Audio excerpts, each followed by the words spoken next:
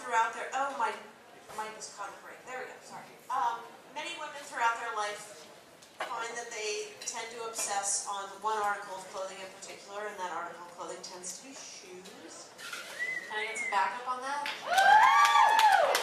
Well, for me in particular, mine actually is one pair of shoes, and the same pair of shoes that I have had for the past 12 years. When I was 20 years old, I suffered a spinal cord injury while sledding in the park with a group of friends, and I ended up paralyzed from the chest down and in a rehab hospital for about 5 months.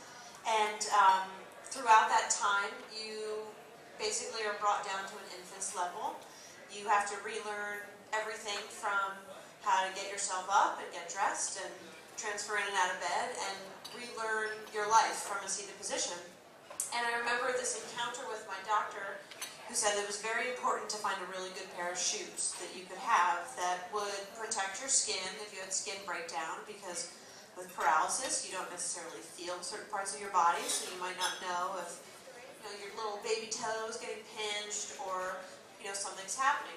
So my grandmother, who happens to be the best grandmother on the face of the earth, let's hear it for grandmothers. Let's hear it for cousins. Grandmothers? Yes. There we go. So anyway, my grandmother went out, tried to find the best pair of shoes she could possibly buy, and brought them back to me. And this was going to be the sneakers I was going to, have and protect my feet and, take good care of me. She brought them into my room in the hospital, and she opened up the box, and they were a pair of original sky blue Airwalk skateboarding shoes. Awesome. But I'm really not a hardcore badass skateboarding girl by any means. I tend to veer more towards the waspy side of life at that point in time.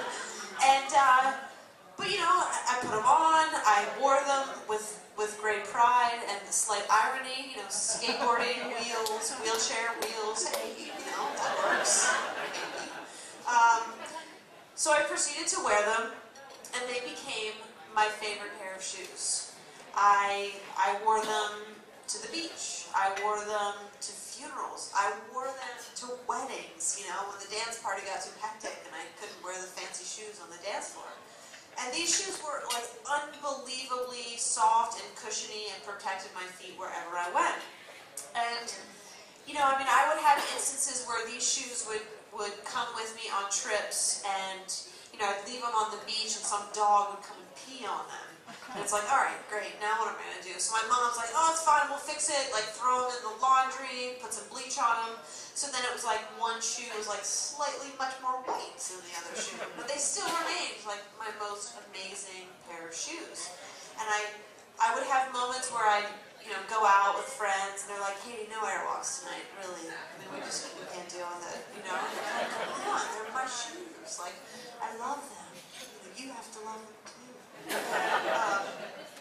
But then, I started to panic about 2 years ago when I started to think, these shoes are getting a little funky, they're getting a little old, and I don't know if my feet can hold them up. Because, let's face it, it's I'm not walking around them on them all the time, so they have this longevity, which is great. So I began to investigate, how do I replace these shoes? And, I would always have this encounter where I'd go to the shoe store and I'd say, okay, I'm looking for a pair of shoes. Can you help me out? If I'm not walking. So what are you going to be doing in these shoes? Really? So they'd bring out a pair and I'd try them on. They're like, how do they feel? And I'm like, you tell me. Or they'd put on a pair of shoes and I'd be like, ow, oh my God. Just kidding. Freak them out a little bit. But I got so desperate and I became obsessed with replacing my shoes. And it was I need to find my Airwalk replacements. That I ended up calling the company and getting on the phone with customer service, which took, so long. So I'm on the phone with customer service and I'm waiting and I finally get on the phone and, this is sort of me and like, you know, when you're waiting for that long, you sort of have in your mind like exactly what you're going to say to the person in customer service. So the woman answers, and I pick up the phone, I'm like, hi, yeah, I have a pair of Airwalks that I've had for 12 years now. I'm quadriplegic, I'm in a wheelchair, I don't walk at all, but I've had them for 12 years. And, you know, I immediately go into this whole diatribe of, like, the history of my Airwalks. And I don't give her any time to talk. She's like, you might, I can't help you. We de-released those originals back in 1999. Like, you have a vintage pair. She's like, you should try eBay. And, you know, I'm like, eBay? What? Oh, really?